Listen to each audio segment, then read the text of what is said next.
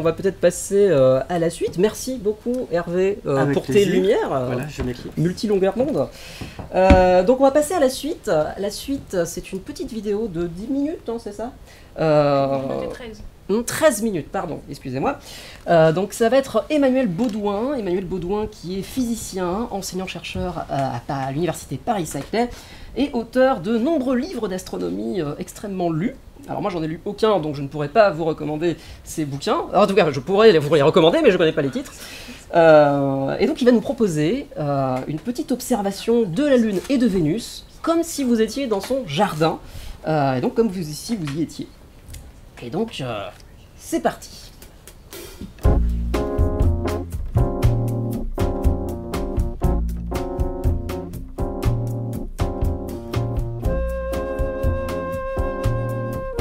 Bonjour, je suis Emmanuel Baudouin, je suis enseignant à l'université Paris-Saclay en physique et astronome amateur.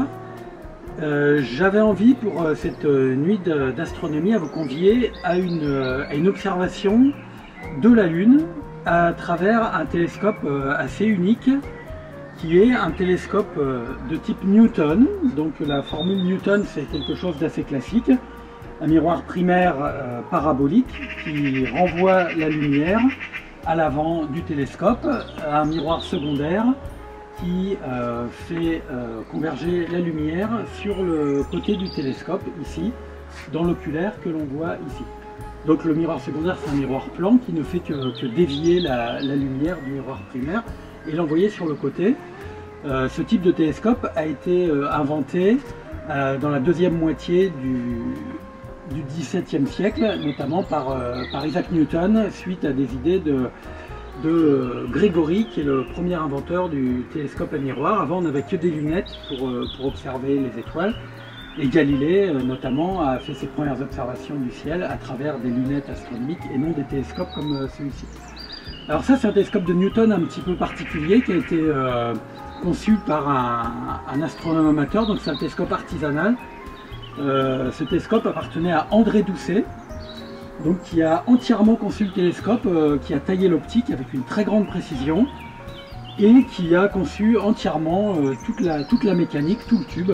Donc ce télescope a été entièrement optimisé pour avoir des images les plus nettes, les mieux définies possibles. Donc il y a une optique taillée avec une très grande précision, donc ça c'est un élément très important. Le miroir primaire a été taillé, alors pour les spécialistes, à lambda sur 40, c'est-à-dire que lambda étant la longueur d'onde de la lumière dans le visible, à peu près 500 nanomètres. Un 40e, ça veut dire que les défauts du miroir ne font qu'une dizaine de nanomètres. Donc le miroir a été poli avec une précision de l'ordre de la dizaine de nanomètres, donc c'est extraordinaire. Ce tube a été également conçu pour la haute résolution, il a été surdimensionné et conçu en matériaux isolants de manière à minimiser les écoulements d'air turbulents à l'intérieur du tube. Il a été, je ne sais pas si vous voyez, il a été fermé par une lame de fermeture plane, de même pour limiter les échanges thermiques avec l'extérieur. Et le miroir secondaire ici repose directement sur la lame de fermeture plane, donc il n'y a pas les branches support habituelles qui engendrent de la diffraction supplémentaire. Et enfin, ce miroir secondaire est tout petit, il a été vraiment réduit au minimum de manière à interférer le moins possible avec le faisceau de lumière incident et donc à créer le moins de perturbations sur l'image optique. Donc on a une image optique qui est proche de la perfection, avec notamment énormément de lumière qui arrive sur le disque d'airain de l'étoile et non sur les anneaux de diffraction. Donc un télescope qui est vraiment totalement optimisé pour la haute résolution et qui délivre des images vraiment très piquées du ciel. Alors je voulais vous faire observer à travers pour cette nuit un petit peu spéciale.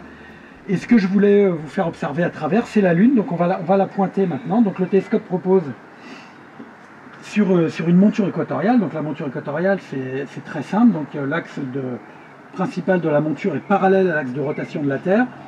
Et donc il y a un moteur qui fait que quand la Terre tourne, le moteur compense la rotation de la Terre en tournant de cette manière, et donc les astres restent immobiles dans le champ. On fait simplement un tour en 24 heures et on annule la rotation de la Terre. Bien, alors donc on va pointer cette monture équatoriale, on va pointer le télescope vers la Lune. Alors la Lune, c'est le tout petit point dans le ciel là-haut. Et on va voir à quoi ça ressemble dans ce télescope assez unique. Donc on a un petit viseur, comme dans la plupart des instruments, c'est tout manuel, hein, il n'y a pas d'électronique superflue.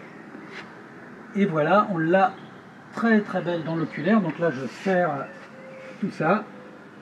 Et donc on va découvrir ensemble, on va observer ensemble en live notre satellite à travers ce super télescope haute résolution. Donc je vais centrer tout ça. Voilà, c'est très joli. On a plein de cratères. On a une belle lune gibbeuse. Donc la lune gibbeuse, ça veut dire gibus, ça veut dire bossu en latin. Donc la lune, elle est un peu arrondie. Elle est entre le premier quartier et la pleine lune. Et donc on va regarder ça de près dans le télescope. Voilà, alors là, on a l'appareil photo qui est positionné juste derrière l'oculaire du télescope. Et donc, on a la vision que l'on a à l'oculaire. Donc là, on est à relativement faible grossissement. La Lune ne tient quand même pas en entier. Et on voit des cratères le long du terminateur. Donc le terminateur, c'est la limite entre le jour sur la Lune, où le soleil est levé sur la Lune, donc la partie éclairée là, qui apparaît en haut de l'écran. Donc je bouge un peu en même temps, c'est vraiment en live comme si on y était. Et puis la partie encore dans la nuit qui est en bas de l'écran. Et donc les cratères, quand ils sont pas loin de cette limite jour-nuit, les reliefs projettent des ombres. Et donc ça donne du contraste et on voit bien les cratères. Donc là, au milieu du champ à peu près, on en a un assez grand, qui fait plus de 100 km de diamètre, qui est le cratère Clavius, avec des petits cratères dedans. Là on a Tycho, qui est bien contrasté, avec le pic central, à peu près au milieu du champ, qui fait 90 km de diamètre. Alors, on va remonter un peu le long du terminateur. Donc là, on voit des mers lunaires qui sont plus sombres que le sol. Donc des mers de lave avec un albédo plus faible. C'est aussi noir que du charbon. Là, on a le cratère Copernic. On essaiera de regarder à plus fort grossissement tout à l'heure. Pas très loin du terminateur. Donc là aussi, on voit très bien une partie des remparts éclairés là, sur la partie basse. Donc il prend le soleil. Et puis au contraire, la partie haute qui est encore à l'ombre. Et les remparts projettent une ombre sur le sol.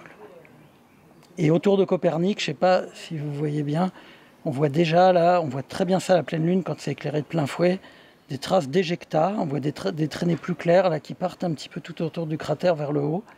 Donc ça, c'est de la matière au moment de l'impact qui était projetée tout autour du point d'impact. Et comme c'est un cratère jeune, Copernic, alors jeune à l'échelle de la Lune, c'est moins d'1 milliard d'années, on a ces traces d'impact qui ne sont pas encore érodées puisqu'il n'y a pas d'atmosphère. L'érosion est très faible sur la Lune, c'est uniquement les micrométéorites et le rayonnement solaire qui érodent vraiment très très lentement la surface de la Lune. Là, on a le bassin d'impact immense de la mer des pluies avec délimité par les monts Apennins. Là, ça prend presque tout le champ. Et puis on arrive au pôle nord de la Lune avec un cratère là, rempli de lave qui est le cratère Platon. Voilà. Alors, hop, je recule et vous voyez où était l'appareil photo. L'appareil photo était collé à l'oculaire du télescope, donc on regardait là à travers. Alors je vous propose de retourner regarder la Lune à travers. Donc j'ai changé l'oculaire, j'ai mon oculaire qui grossit un petit peu plus. Voilà, là je suis retourné vers le pôle sud lunaire. Donc là on a le magnifique duo de cratères avec Tycho à gauche, là qui est très bien délimité avec son pic central très net. Donc il y a un cratère extrêmement jeune, parmi les plus jeunes de la Lune, à peine plus de 100 millions d'années d'âge. Et puis à droite du champ, on en avait parlé tout à l'heure, Au contraire, un vieux cratère, le cratère Clavius, qui a une petite chapelet de craterlets dedans. Donc Clavius, hein, c'est un des plus gros cratères de la Lune, qui fait plus de 200 km de diamètre, 220 km de diamètre et quelques. Là, et donc il apparaît un petit peu ovale. Et alors le cratère, il n'est pas ovale en soi, c'est simplement qu'on est proche du pôle sud lunaire. Et donc là, on a la perspective qui commence à jouer et qui déforme les cratères. Voilà, ce magnifique champ. Alors ça bouge un peu parce que je tiens l'appareil à la main. Mais des fois, quand on regarde à l'oculaire comme ça fait un petit peu le même effet. On a tendance à bouger un petit peu, on a l'œil qui bouge et voilà, alors là, on commence à voir un peu le mal de mer, je vais arrêter. Donc en tout cas, je vous remercie d'avoir partagé cette petite observation totalement improvisée avec moi. J'étais vraiment ravi de vous faire mettre l'œil à l'oculaire de ce télescope qui est vraiment exceptionnel de par sa qualité optique et de par l'optimisation de sa conception mécanique à tous les niveaux. Voilà. Et puis bah, écoutez, j'espère qu'on aura l'occasion d'observer à travers un jour ensemble, hein, pour de vrai à l'université, pourquoi pas sur la terrasse du nouveau bâtiment de physique, hein, où il y a des équipements astronomiques et où on pourrait regarder ensemble. Voilà. Bah, en tout cas, en attendant, vraiment j'étais ravi, je vous remercie. Et puis je vous souhaite une bonne continuation de festival et une bonne nuit blanche. À bientôt, au revoir.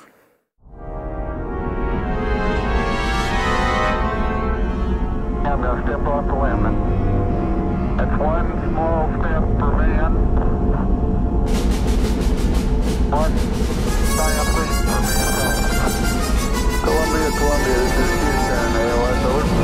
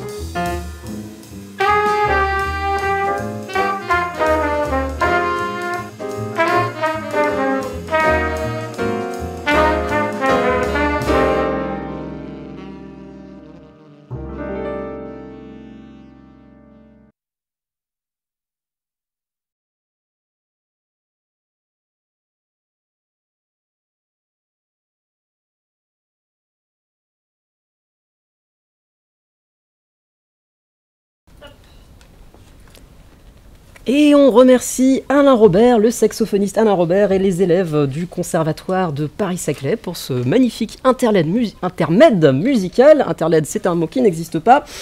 Et on remercie évidemment Emmanuel Baudouin pour son intervention. On espère que ça vous a plu, que ça vous a fait réagir et que vous avez plein de questions sur la Lune et Vénus.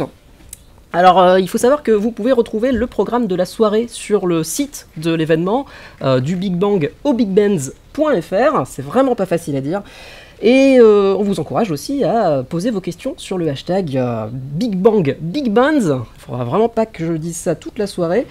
Mais voilà, n'hésitez pas à réagir en tout cas, ou à faire des captures d'écran, à nous faire des mèmes sur la soirée, c'est toujours génial. Donc voilà, on va peut-être passer au dessin de Pac-Man et Guillaume Monin. Donc on va peut-être commencer par Pac-Man. Qu'est-ce que cette intervention Il n'a pas fini, Pac-Man, d'accord. Donc on va passer sur Guillaume Monin qui a probablement fini. Il me regarde d'un air satisfait. Un petit rétro sur ce qu'on a vu tout à l'heure. Effectivement, avec le Oui. spinner, on a un petit oiseau qui dit l'explication de l'accrétion avec un hand spinner trop fort. Et un autre qui répond c'est quoi un hand spinner saut 2015. Je crois que ça donnait le ton. Non mais c'est vrai. Donc les sessions de questions-réponses promettent. Eh bien merci Guillaume. Mais je peux enchaîner. Écoute, on peut enchaîner sur un autre dessin de Guillaume Monin. Et nous avons encore deux petits oiseaux Moi j'aime bien les dont on regarde dans un télescope en disant c'est fou la précision. Bon, Et a l'autre priori, répond problème d'orientation. Est-ce qu'on a un troisième dessin de... ah oui, parce que je l'avais pas vu. J'avais pas fait attention, j'ai regardé Oui, alors, le dessin. d'un côté il y a une espèce d'orange, mais l'autre côté c'est la lune en fait. Oui, ben moi Son j'avais petit vu copain la lui lune. dit. Mince, attends, faut que je précise.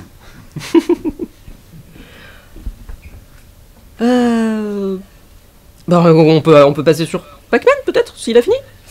Ouais, oui. Il manque le texte, donc peut-être que tu peux dire le texte. Ouais, donc là, j'ai représenté le personnage qui présentait son télescope, et là, j'ai mis à l'intérieur du... Là, j'ai mis le personnage qui présentait tout à l'heure son télescope dans son jardin, et là, je l'ai mis à l'intérieur du télescope, et là, il était en train de dire, là, comme ça, on voit très très bien ce qui se passe sur la Lune. Enfin, C'est le absolument texte. mignon. le texte, il fallait le retravailler un peu, mais bon. Le dessin, c'est ça. Eh bien merci à nos deux talentueux dessinateurs, Pac-Man et Guillaume Monin. On va peut-être passer aux questions que vous aviez sur l'intervention précédente, ou sur l'univers en général. Hein. En tout cas, toutes les questions auxquelles on peut répondre en exactement 3 minutes. Sophie, a-t-on des questions ? Alors déjà, je tiens à dire que ça plaît beaucoup sur le chat de YouTube et qu'on a même des bonjours de l'Équateur. Oh, génial. Bonjour l'Équateur. On est combien sur YouTube aujourd'hui ? Enfin maintenant, présentement ? On est 268 en ce moment. Eh bien, merci à vous de nous suivre et on espère que vous serez fidèles toute la nuit. Ou en tout cas, on fera tout pour que vous restiez fidèles et que vous quittiez pas la vidéo. Donc voilà. On avait des questions ? On a une question de Darken qui date de l'intervention d'avant qui demande quels sont les critères nécessaires pour considérer un astre comme une planète. Oh, très très bonne question. Est-ce qu'on a des doctorants qui voudraient bien répondre à cette question ? Des doctorants ou des doctorantes hein, parce qu'on en a 1, 2, 3, 4, 5 qui sont hors cadre. Merci, bonjour Thibaut. Bonsoir tout le monde. Thibaut Pandero. Père d'euros. Père d'Euro, je suis désolé, pardon, je ne te connais pas. Enchanté. Et Thibaut, tu peux te présenter ? Oui, alors je suis un doctorant en 2e année en astrophysique à l'Institut d'astrophysique spatiale à Orsay. Et pour répondre à la question sur ce que c'est qu'une planète, eh bien pour ça il y a 3 critères. La première, c'est que la planète doit être sphérique. La deuxième, c'est que la planète ait fait le ménage autour de son voisinage. Et le troisième critère, c'est tout simplement d'avoir une orbite autour du Soleil. Si jamais ce dernier critère n'est pas respecté, en fait, on appelle ça une exoplanète. C'est la réponse parfaite, merci. Mais de merci rien. Thibaut. C'est vraiment au poil de cul près.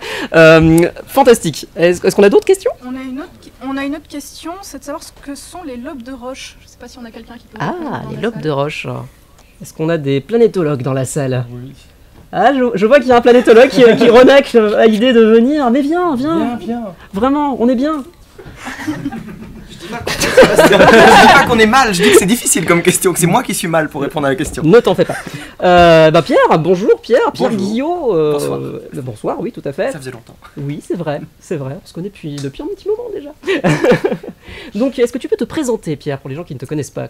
Tout à fait, je m'appelle Pierre Guillot, j'ai fini ma thèse l'automne dernier, je suis maintenant ingénieur de recherche à l'IAS, le laboratoire dont vous avez déjà entendu parler plusieurs fois ce soir. Tout à fait. Et je travaille sur l'instrument JUICE et l'instrument Magis et la mission JUICE, dont vous avez aussi déjà entendu parler plus tôt dans la soirée. Et donc Voilà. tu es l'intervenant parfait pour nous parler des lobes de roche. Je peux essayer. Les lobes de roche, ce sont des zones qui vont se créer de part et d'autre d'un astre ou d'un couple d'astres parfois, même en fait plusieurs astres, ça peut arriver, dans lesquels de la matière va pouvoir plus facilement s'accumuler parce que gravitationnellement c'est plus favorable. Ok. On se doute qu'autour d'une planète qui attire des choses autour d'elle, il y a la force est à peu près symétrique. Quand on commence à avoir 2, 3, 10 objets, ça devient beaucoup plus compliqué. Il y a des zones où les forces vont être plus fortes, d'autres beaucoup plus faibles. Et c'est ces zones où il est plus favorable de mettre de la matière, qu'on va appeler lobe de roche. Fantastique. Et ça, si je me souviens bien, ça a trait à la stabilité d'un corps, ou d'un corps qui orbite autour d'un autre, non? Oui, ce sont les lobes, comme ce sont de vastes zones, oui, mais c'est pour ces mêmes raisons d'équilibre entre forces gravitationnelles que les anneaux de Saturne ont le diamètre qu'ils ont et même qu'ils existent. D'accord. Donc ça, juste c'est- en regardant les anneaux de Saturne, on peut avoir l'idée de quelle taille quelle taille font les lobes de roche. Tu fais une photo de Saturne, tu mesures le diamètre de ses anneaux, tu auras le diamètre de roche de Ok. la planète en question, c'est-à-dire Saturne. Et on est C'est la d'accord que- zone où sa gravité à elle domine tout, y compris les forces de cohésion d'un astre qui arriverait. Donc je suis un gros astéroïde, j'arrive trop près de Saturne à un diamètre proche de celui de ses anneaux, je suis disloqué. Enchanté.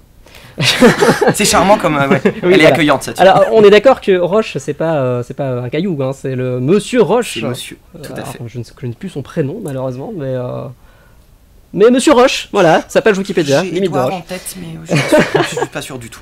En tout cas, ta réponse était super claire, et vos deux réponses étaient super claires. Merci infiniment, à toi. Thibaut et Pierre.